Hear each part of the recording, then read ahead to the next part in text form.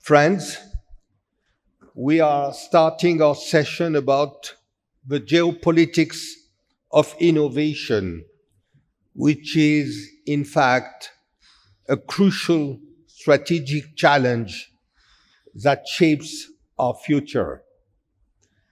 As we know, today, deep tech technologies, big data, are not only technological tools, they are also critical instruments for military power, and they create dominant positions in these domains, and they provide countries that master them as a tool for global influence and for geopolitical leveraging. Controls over advanced technologies define strategic power. Let me read you one quote from the report of the President Council of Advisors on Science and Technology in America. And they say, I am quoting, "It is a national security imperative for the US to achieve and maintain unquestioned and unchallenged global technological dominance." And these are not empty words.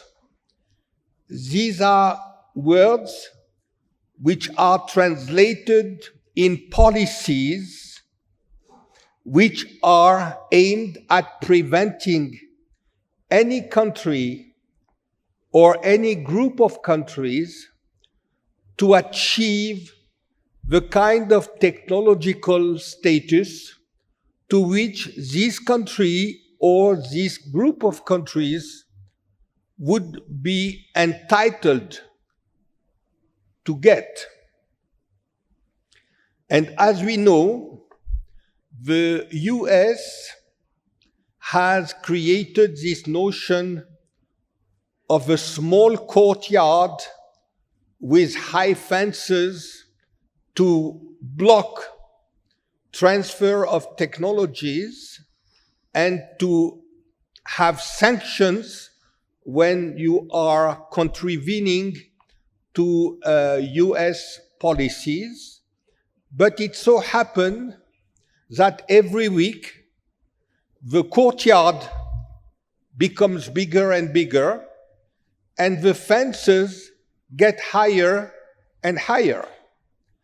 And so what is supposed to be at the beginning a contest between the US and China is becoming a more global situation where you have weaponization of technology, and this weaponization of technology has more and more impact because all new technologies are of dual use, civilian and defense.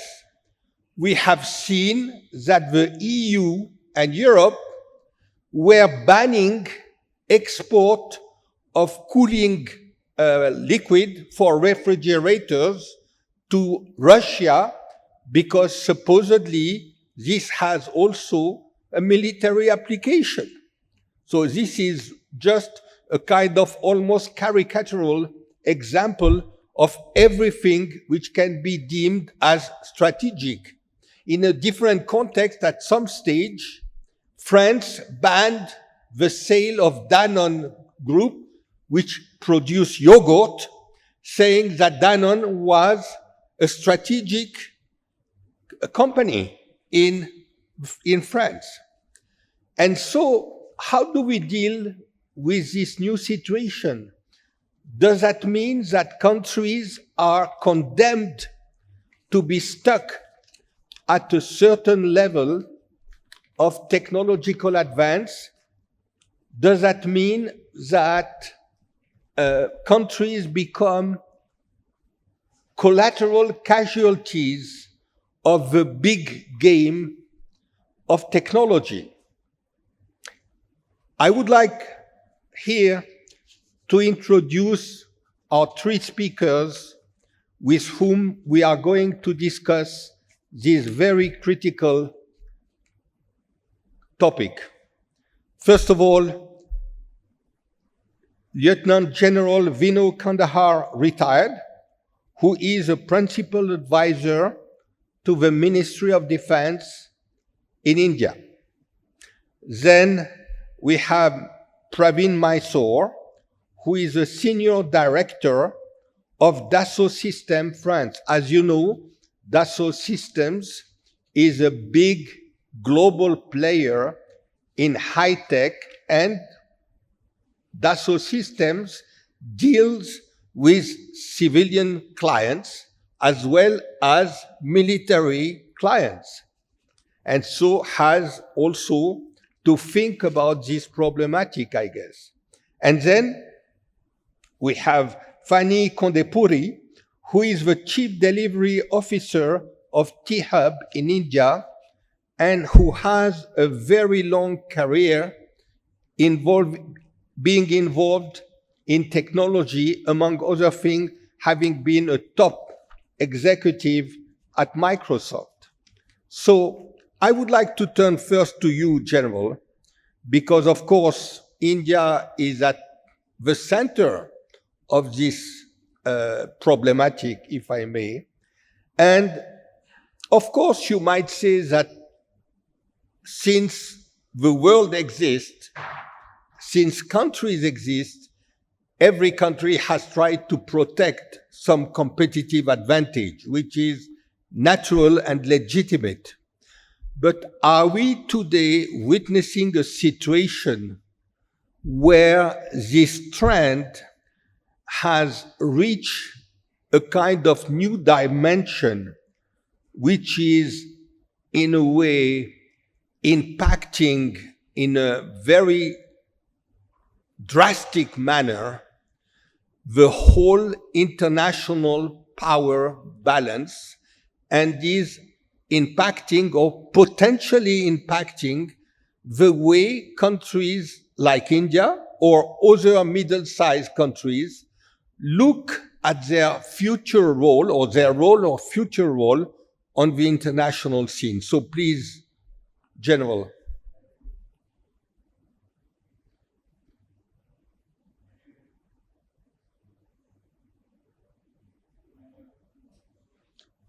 Hello, we hear your mic is on. Now it's on.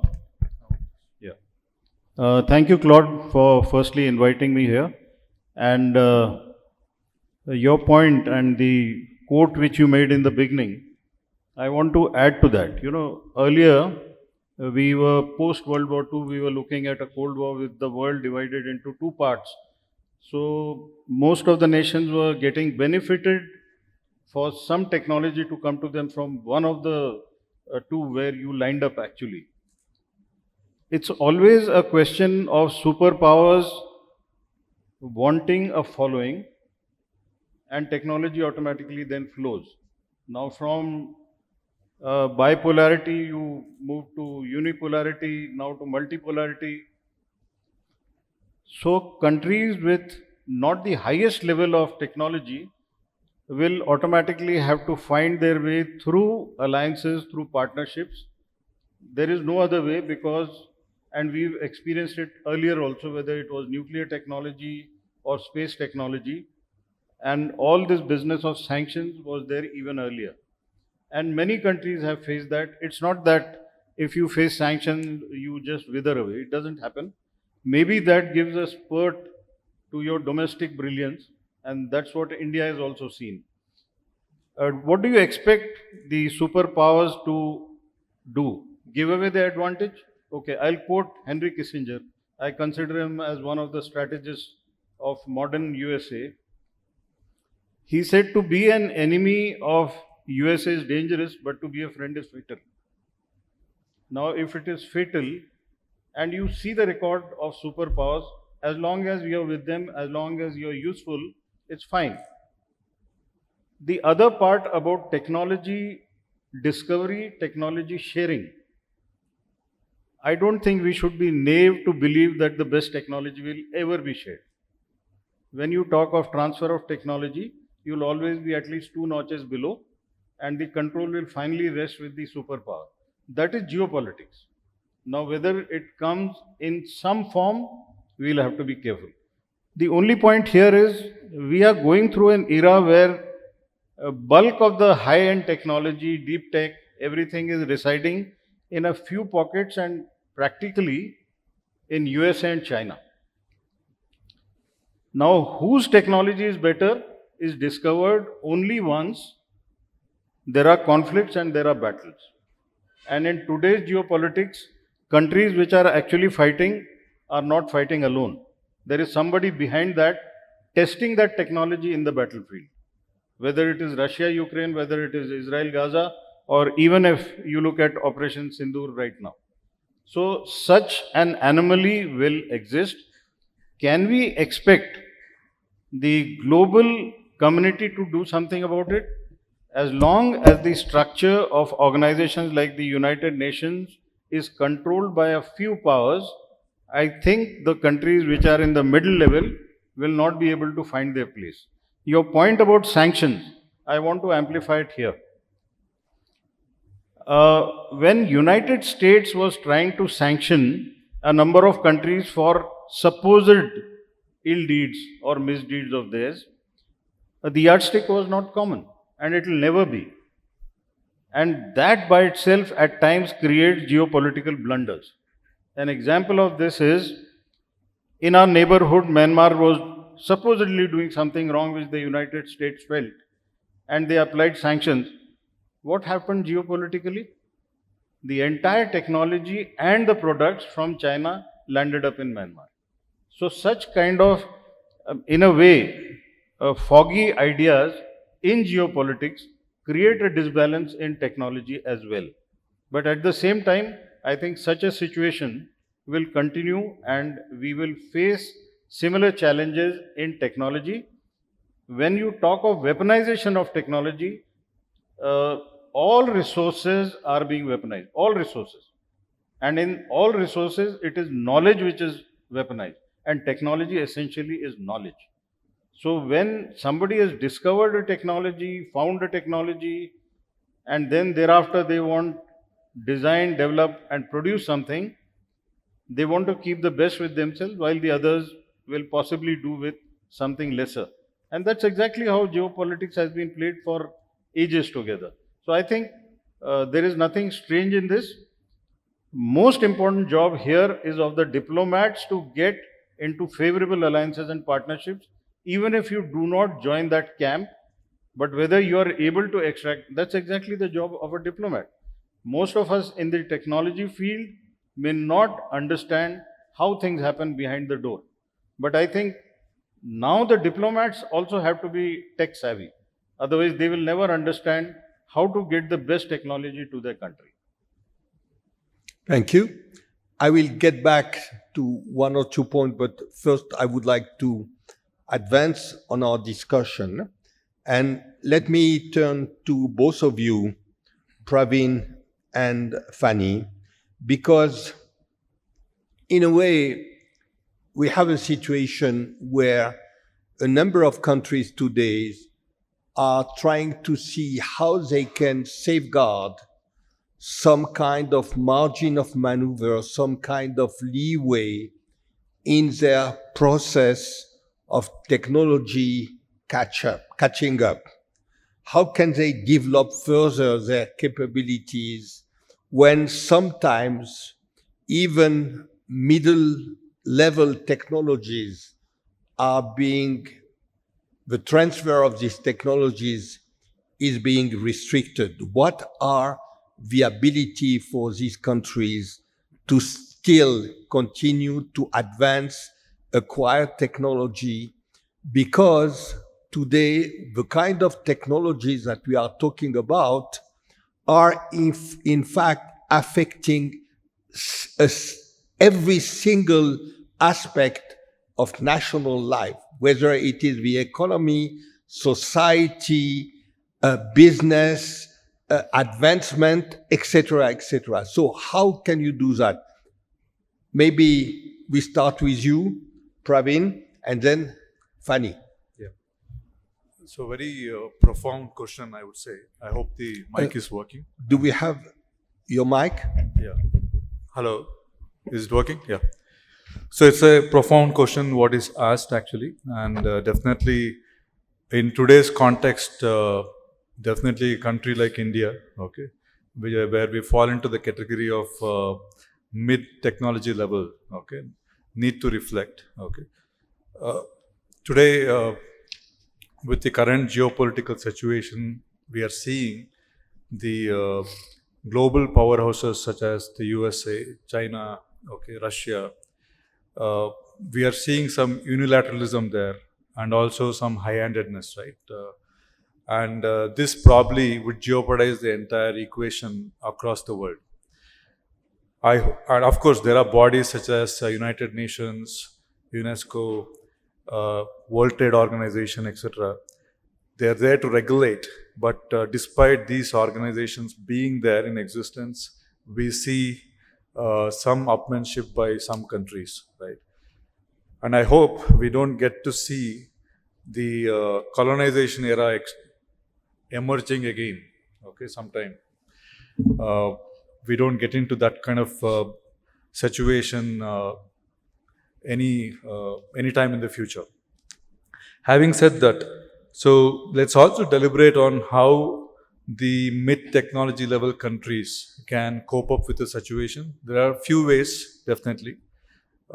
Few things definitely cross my mind. One is honing the research and development skills, okay, or honing the research and development or promoting the R&D within the geo is very important for such countries, because that's how the indigenization comes into picture, okay, on a great scale. So today, government is doing, okay, its bit to promote R&D by ways of seed funding, and also we have institutions such as IISc, IITs, and even some private companies or organizations such as Tata Trust Fund. Okay, so these are some of the organizations who are focused on research programs actually. But the scale of the country that India is, the kind of investment that is going into, the kind of encouragement that is going into R&D is still poor, I would say. Okay, it should be greatly enhanced. Okay, the investment ticket size needs to go up a bit, and that's how we can promote this R&D culture within the country. And if I take another thread, is to skill up. Okay, skill up the resources in the country. Okay, generate the talent pool, and today again in that space, setting up the right education infrastructure, especially in the higher education sector, is key actually. It's vital to improve the indigenization ability within the country, to bring in deep tech within the country. And again there, okay, the new age education system needs to be thought through. Today we hear about project-based learning, we hear about research-based studies, okay. So these are various ways, and including, okay, where we can have some strategic alliances with certain countries across the world for exchange program in education system. So these are all various ways in which you can try to bring in the edge with indigenization within the country.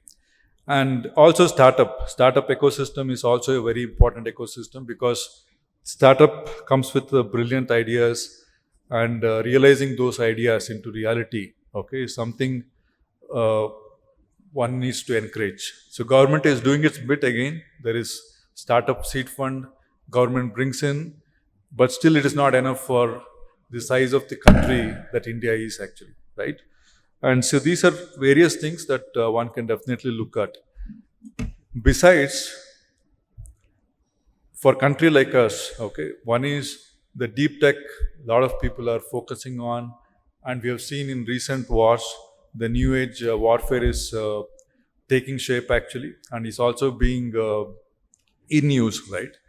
But how can we go and then probably look at some adjacent areas, complementing technology or a niche technology, which is not prevalent today, right? And if we go and then master those technologies actually, right, then probably the technological status of our country as well as similar countries will go up actually. Then comes the peer-to-peer kind of technology exchange, okay, which becomes easier there actually. At the same time, for countries like ours, it's important that we also bring in the right regulations in place for intellectual property management. Right today, if the IP is generated and it soon gets copied or plagiarized, okay, then definitely it's a disadvantage for a nation like us. So to put in the right regulations, to put in the right intellectual property protection, so it's vital for a country like us. And also, there could be technology pieces which you may have to go and then license it out from other countries for our advantage actually, so that we are at par when it comes to technological efficiency with others. So these are various things that definitely country like India, okay, should focus on, and building even the digital infrastructure in the country, right? Having the right communication infrastructure in the country is also key, because this definitely accelerates innovation within the country, right?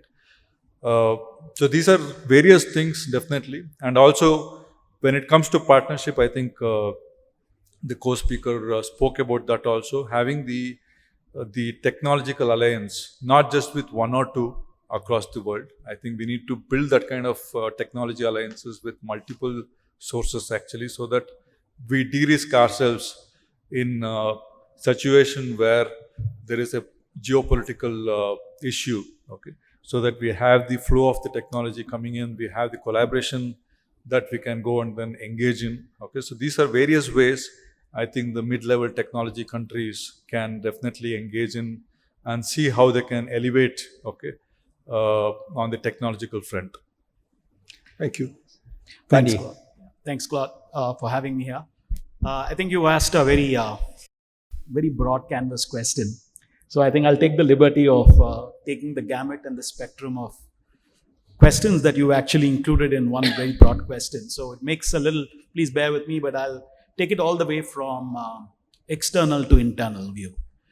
I think every country is entitled to its own sovereignty protection plans, just like India deserves one. Given the fact that every country holds on to its best technology and investments that they made, especially the ones that are strategic in nature, it's very important to also understand that expecting us to be part of their strategic journey is also not a very good expectation to start with. Secondly, strategic roadmaps are built for convenience when it comes to third parties. The roadmaps need not align for a long-term vision. So when it comes to countries like India, whether it is deep tech or data, I look at both of them as very powerful assets, especially sovereign assets that countries like India need to understand and need to build deep think tanks. Number one, how do you protect your deep strategic assets? Data. Today, if you look at the world and the way the world is evolved, most wars are fought from space, designed on Earth, executed on Earth. But the future of the wars will probably be dealt with, evolved in, and probably continued in space. with repercussions on Earth, which means that deep tech will have a very, very significant stake in what we do, at least in the next 10 years. And with the evolution of quantum computing, be rest assured the inflection points are very, very strong in the near future. AI and agentic AI already are creating disruption in the wars that we've seen today. In the last 3 years, AI has played a very, very significant role in every war, including dual-use technologies. But if India needs to tread this path, it should not pray for a beautiful road, but it should pray for strong legs that it can traverse on this dirty road that we may have to traverse. Why do we need strong legs? And how do we get strong legs, right? So if you look at it from a strategic point of view, countries like India have to protect their sovereign assets in terms of the knowledge base that we have, the infrastructure that we need to build, and especially the disruptors in terms of the startup world that can create the wonderful disruptions that we could embrace very quickly and put into our strategic roadmaps. I come from a world of startups. I understand what the role of startups worldwide are. We work with Israel on dual-use technologies. We understand the power of dual-use. We understand the opportunity that India has and the startups that can embrace these technologies for the benefit of the sovereign asset that we are building in this country for independence. It's not the world of being polar anymore. It's not binary. We are not living in a binary world. We are living in a world of independence, technically, but strategically aligned. And that's the new order that will continue to be the dominance of technology. And I think that, needless to say, it's very obvious. But I've just made a few important things that if this journey has to be treaded, and it has to be treaded carefully, there are a few guardrails that need to be taken into consideration for the success of this strategy and to build this asset for this country. Very important. These innovation bridges that we are building for dual-use technologies should be passages for ideas and not be what I call dependencies for patronage. We do that well, and the infrastructure that we are building, both from an academic scale and the scientific bodies that we have right now, and the intellectual capacity that we are building, needless to say that technology can come from different sources, but believe me, today our dependencies should be our North Star for driving technology in this country, and imitation should become the norm for innovation. If these 2 points are taken into consideration and we drive this country, the North Star is brilliant and we will reach it very quickly. Now, the second aspect of data. We in India do not understand the value of the data that we hold. As a 140 crore population, we have the new oil unlike any other country. We need to build our policies stronger. We need to leverage the data that we have for the future, because all wars will be fought from space and data will be the differentiator.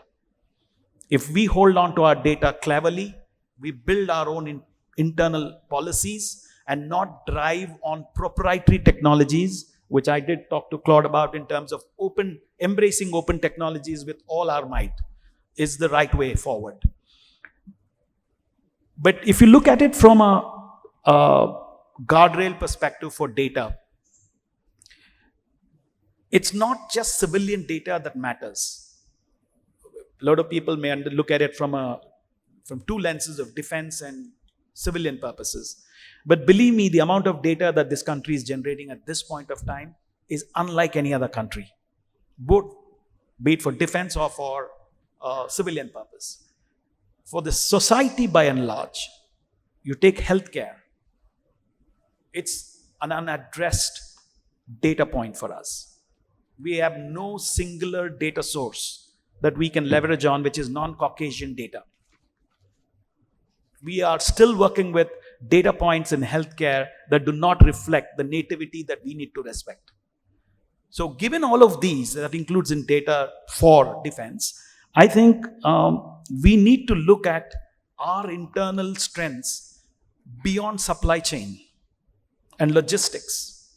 If we need to be successful and we need to build our guardrails very carefully for the future, for the sovereign nation, we need to understand where is the North Star. I think the country is doing brilliant. We're doing the right things from co-creation to co-innovation, embracing dual-use technologies left, right, and center. We will learn from imitations. We will innovate from imitations. And we will learn from our dependencies. And I think that's where the future of India lies. And I think if we can do this right, I think broadly I would have answered your question. Okay, I will get to the point that you are making with data, but before doing that, General, do you have any comment to what Praveen and Fanny have said so far? I have specifically, I want to speak about data. Superpowers, major powers, they have provided benefit of internet to everyone. What does it mean? What appears to be free data actually is not free. But harnessing of that data from a huge population like India, whether it's through WhatsApp, Facebook, or any of these tools, it empowers those people to aggregate data, do big data analysis, do sentiment analysis, and thereafter geopolitics and economic policies and also now technology policies get driven by this free accumulation of data. So, on one hand, we talk of data as the gold, and who on the earth gives your data free? We do. So, I think that part again, how do you ensure your data security? Unless you do data security first, I think data sovereignty is a distant dream. And what Praveen mentioned in that all the policies and all the desirables that he mentioned, what the government needs to do, can only happen when the entire ecosystem and the attitudes get shaped up, because the cognitive domain is extremely important when you take decision. So your decision makers have to be able to see, and this is where the strategic culture of a nation comes, what is good for you and in which direction should you move. Okay, let me stop here to this notion of data, because I think we are here really at the core of the topic that we are discussing. In 2018, at a conference that we organized in Delhi, I advocated the notion of data as a key national strategic asset. And what is happening today is, of course, and already at that time there was discussion of that, but people realize that it is the strategic asset. Because without data, no deep tech, no AI, nothing. Now, data is the number one stake in the big geopolitical competition that we see today. Geopolitical, technological innovation, crux that we see today. This is today the number one fight, because, let us face it, on the one hand, you have India, China, the EU advocating the notion of data sovereignty. Now, the strategic objective of the United States, government and big tech, is to annihilate this notion of data sovereignty. Because big tech wants to continue its dominance on the business side, and the government wants to maintain its dominance on the strategic military side. Now, let us face it. They are not going to be able to do anything with China. So the two targets of the US offensive to destroy the notion of data sovereignty are India and the EU. And my question to you is very simple. How are you going to respond to that? Because let us face it, tomorrow you have a rise of tension again with Pakistan or with China. And you have a Trump administration saying, oh, you need some support or something like that, but okay, so forget about data sovereignty. What will be the choice of India? Today, the US is exerting increasing pressure on the EU to eliminate the obstacles that they have to take control of European data. And they are using trade negotiation as a tool to twist the arm of the EU to the breaking point. So we have exactly this notion of weaponization to the extreme of technology. And so what are the responses to that? You would like to, General?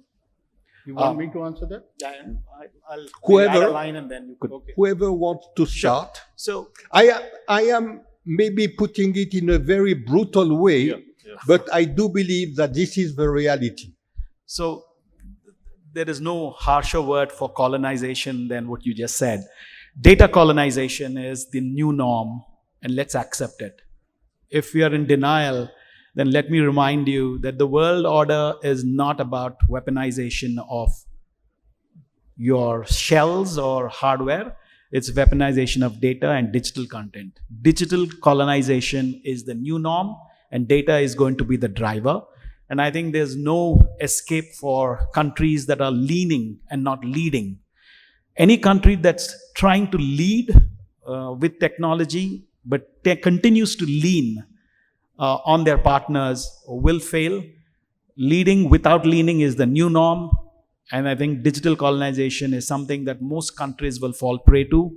And this is happening already in this world today. The world order is changing and dominated with digital colonization. The second order that I find is if you're being deprived of data for the right causes, that's equally bad.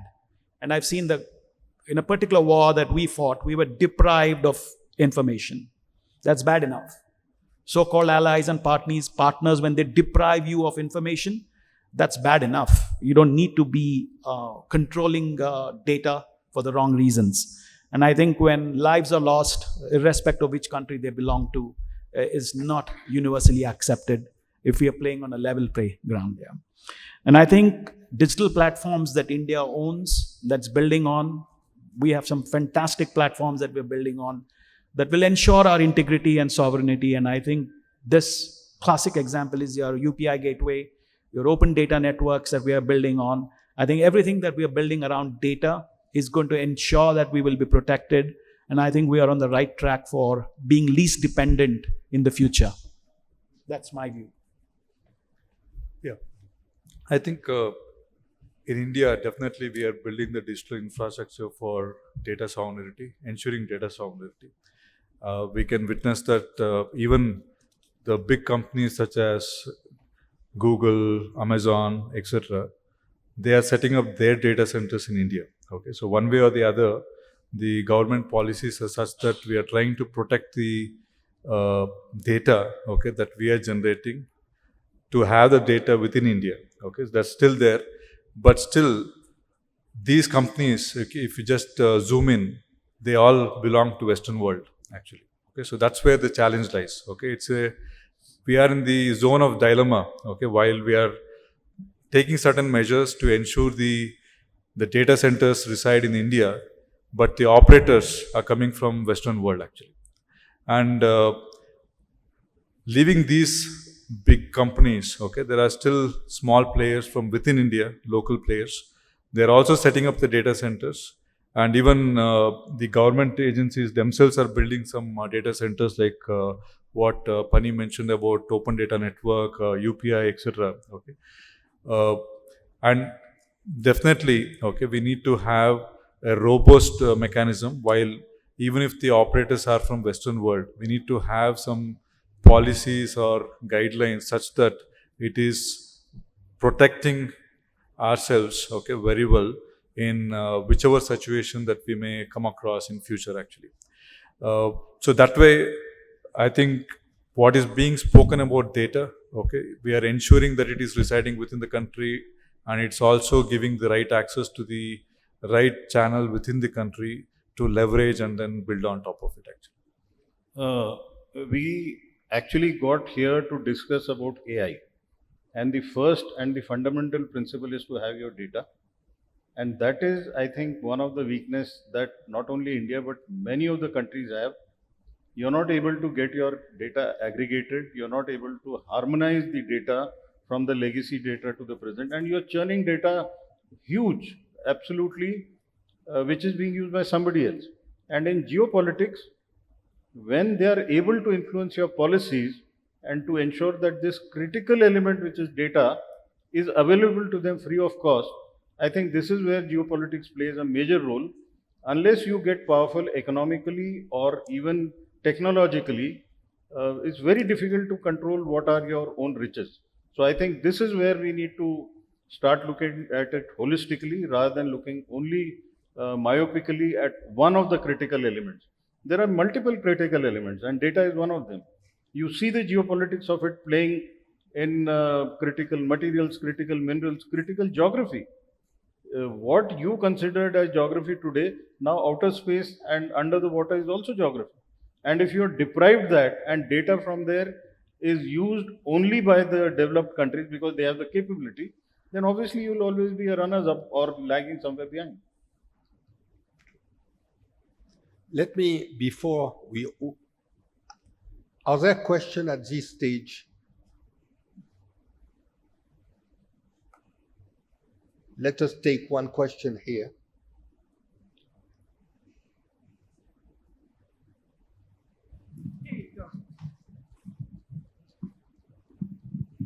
A very good afternoon, panel and my friends. I'm Nandi Dharma Kishore, founder and CEO of Ashtaksha Labs, which is a cybersecurity and AI/ML research, services, and training company. Now that we are talking about data and AI, I think we all need to also have the guardrail, which the panel was mentioning. Now, my question to the panel is, even though we have this DPDP Act, which was,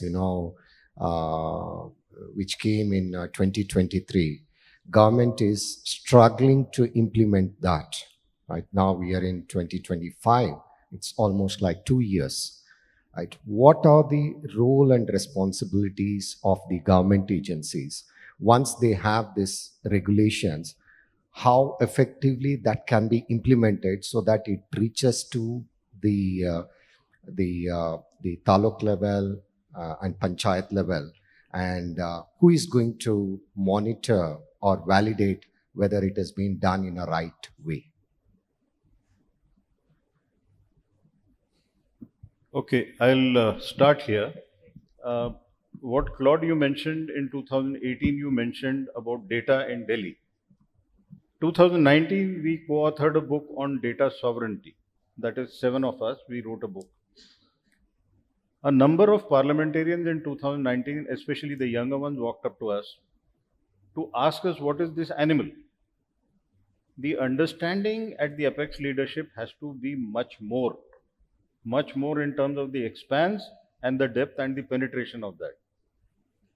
The first attempt which has been made of getting this bill, it has been a Herculean task and a very capable minister at that who tried to do it, and there were multiple changes, multiple pressures. Please understand, we are in a very pragmatic world where people will not allow you to make a legislation or to make a regulations or policy which empowers you as much. So when you talk of data protection, actually it has to go beyond and come to a level of data ownership. When I say protection, it is a very protective, negative kind of a thing, that I am safe here. But if I own this, I can do much more. So I think where we need legislations and policies, and that's where forums like this will have to play a major role to energize and educate policymakers as to what is the expectation. Like my view is very simple. It's easy to make a policy. It takes a process, but that's about it, right? But converting a policy into reality, right? And India is a very vast canvas, if you will, right? It's a very large canvas, and you need to ensure that people need to be educated before a policy is actually gone into action. But I think it's always a retro. I think we are not learning it. We come with policies and then we start the education. I think we can change that approach and make it more grounds up rather than top down. Policies will have a lot of meaning. We have a lot of policies in our country, a lot of them don't see the day of light. So light of day, but we need to be realistic about data as well in India.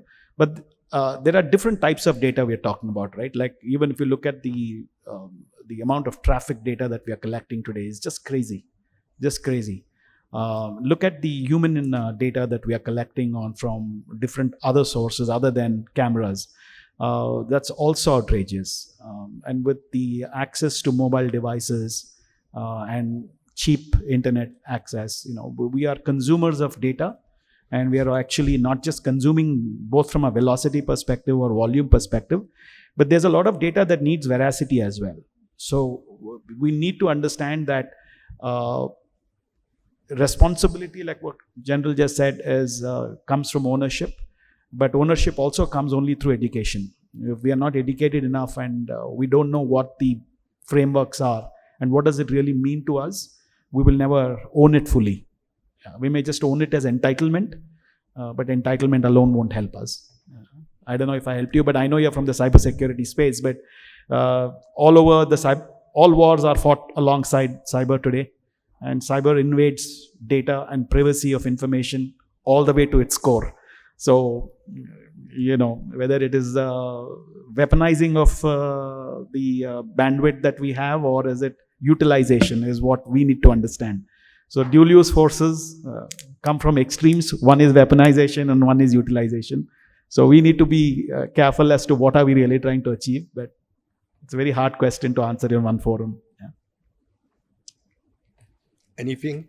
Yeah, I think both of you touched upon important aspects. One is the know-how and the knowledge within the bureaucracy, as well as the political leaders, and also the general mass, how they are informed about the data security aspect of it, or the ownership of the data, the importance of the data. Okay, both these streams have to come together. Okay, and it's gladdening to see, while you said that how we are going to implement it successfully down, all the way down to panchayats, etc. Right? I think we should be proud that when there was a AA summit in Paris, where our Prime Minister went there and then spoke so highly, okay, and he was so well informed, okay, and that really speaks so high about in Indian country, okay, and we are sure definitely that it will very soon, okay, have the right system in place to ensure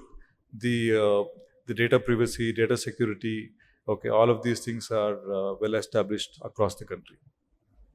So somebody just said somebody to me once, it's a very interesting thing. India is a country of increments.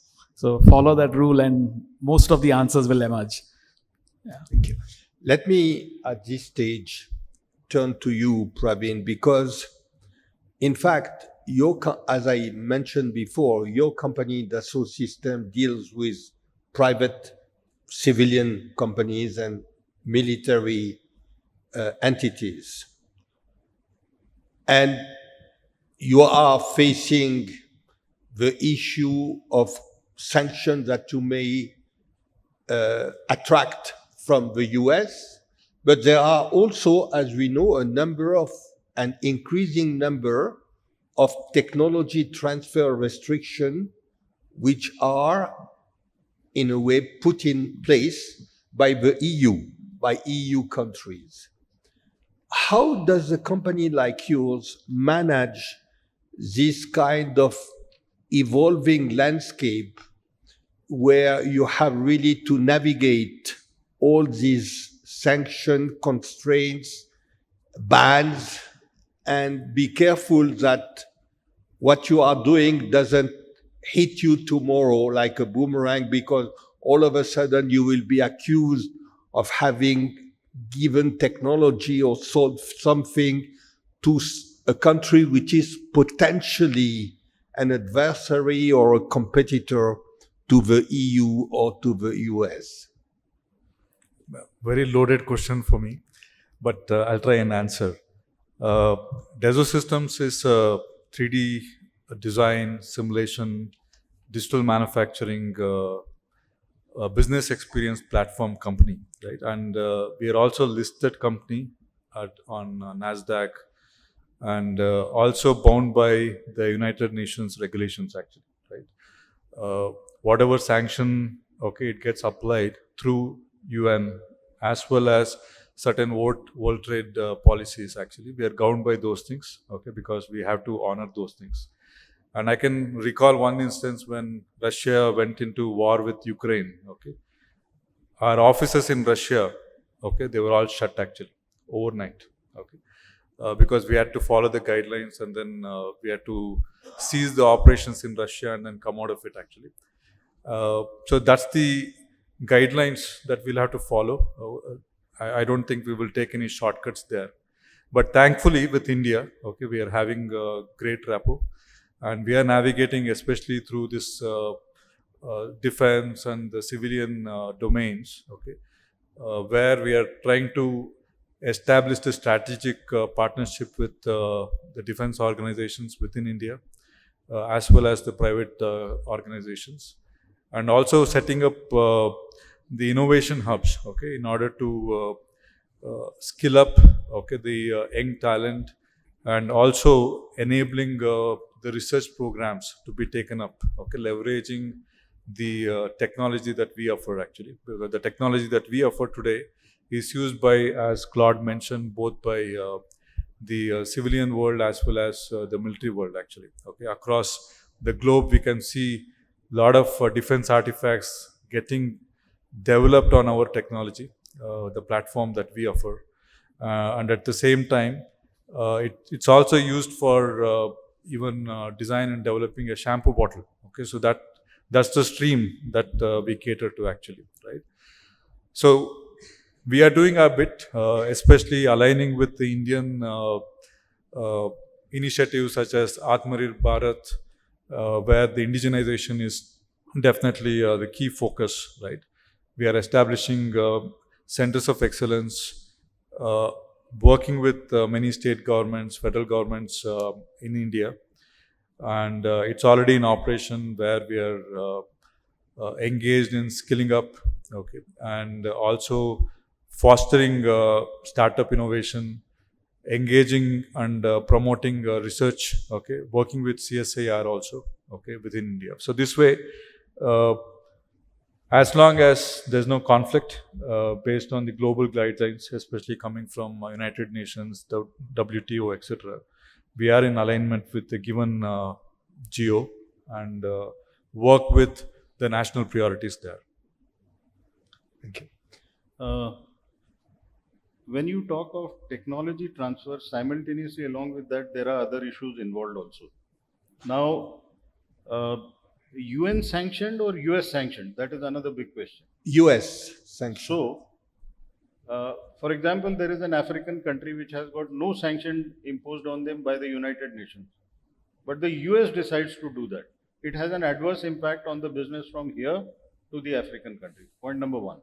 Point number two, may not be a formal sanction by any other country, but there is an underlying discouragement of dealing with that country. Say, for example, UK has historically strained relations with Argentina. Martin and Baker is a seat which is made by UK, which is put in our fighter aircraft, which the Argentinians want.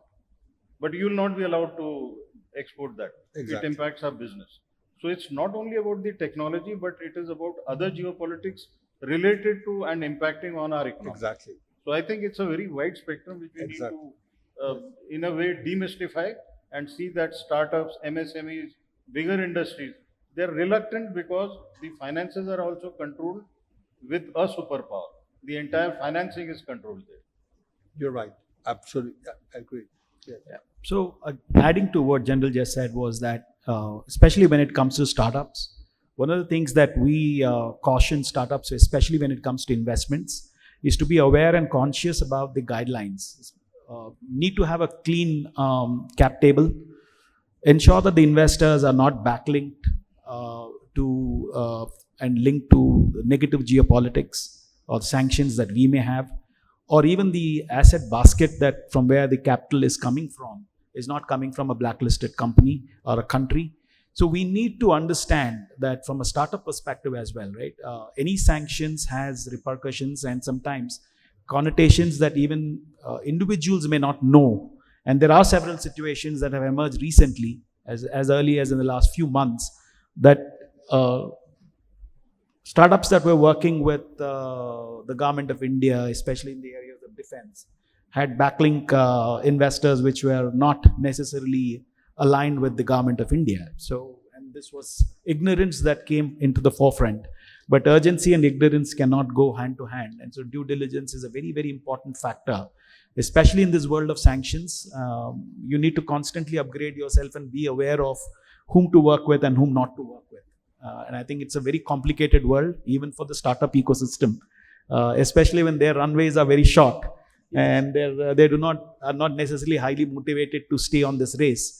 So the counterproductive side of being Atmanirbhar is that we need to be very cautious and supportive of the journeys that these startups can take and the potential pitfalls that they have, especially when it comes to sanctions and other unilateral sanctions that occur on this planet. Any question from the floor before we conclude this session? Any point, any question? Again, a question here before we conclude. Yeah, this one is on the innovation because the topic is on geopolitics of which is impacting the innovation. Suppose if I'm a employee of some MNC of US, and if I invent something, there is a policy that I need to get a NOC from the Indian Patent Office. What are the challenges that you can foresee, like if there is a sanction on my country and I'm the innovator, and if I want to, file that patent? I don't know. I quite didn't get the question though. Maybe I'm not the right person for that to answer. So are you trying to say that you are an innovator with working Let for a me multinational elaborate. that's got sanctions on it? Yeah. Let me elaborate. I'm an ex-McAfee scientist. Okay. When I filed my first patent, I'm an Indian origin. The invention was from India, Bengaluru. I did get a NOC from Patent Office of India, and then that was filed in US Patent Office. Now that, as Mr. Mysuru was mentioning, like once there is a sanction on Russia, the Russian office was shut down. And that could impact the innovations as well as the inventions. The simplest answer is you need to know how to pivot and be agile in your own business model, right? It's a very specific question, I think. I'm not sure if there's a generic answer to it. Agility is part of tenacity and agility is part of your business model. If it is not, then, you got to be a little cautious. Risks include, especially if you're working in the world of defense, risks include sanctions and dependencies of blacklisting. You got to build a runway that is free of all these risks, and you need to know how to pivot for civilian purpose, which will protect you from sanctions.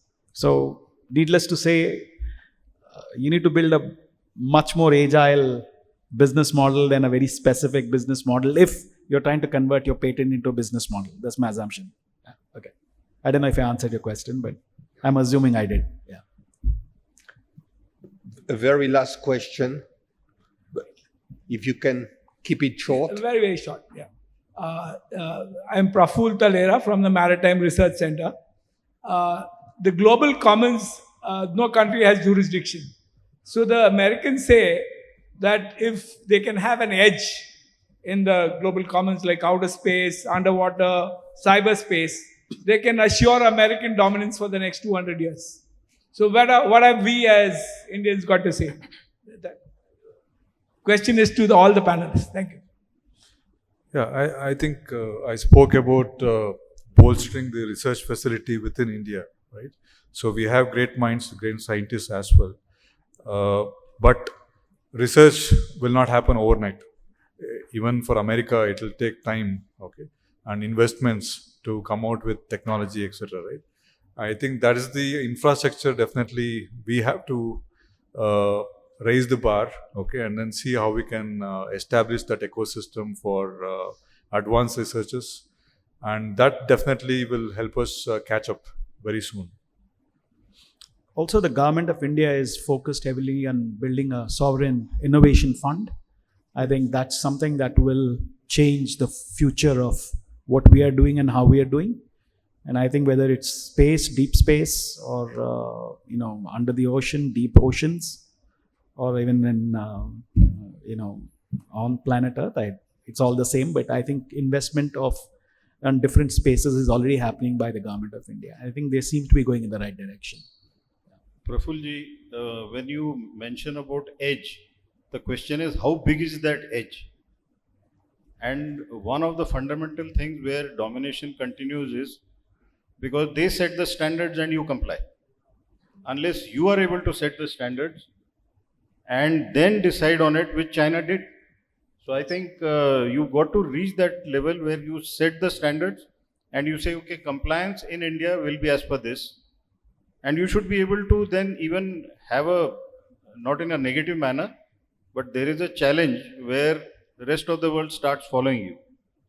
And the other thing is testing facilities. The testing facilities are extremely costly for startups and MSMEs to follow. Even the bigger ones are so scared of that. And you're dependent on the bigger ones to take your product. It's costly, it's time consuming. I think these small things, yesterday when Mr. Sanjeev Sanyal was saying, he said reforms are bigger for transformation, but for regular movement ahead, you need smaller reforms as you keep going ahead. I think these are the points which if we pick up every day and we try to bring these small changes, a lot will change. Thank you.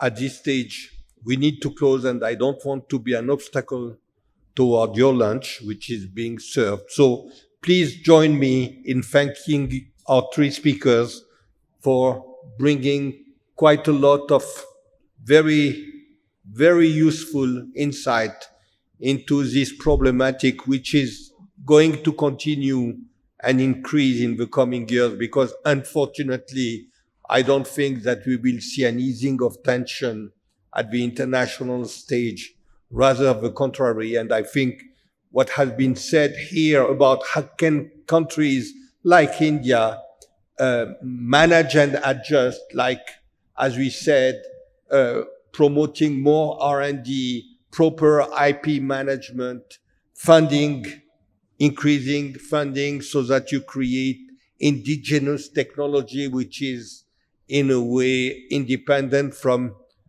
pressure, data protection, and fighting to keep this protection. These are the kind of things that might be the best tool to continue to keep some margin of maneuver in this very antagonistic international context. Thank you so much, and thanks to our speakers. Thank you.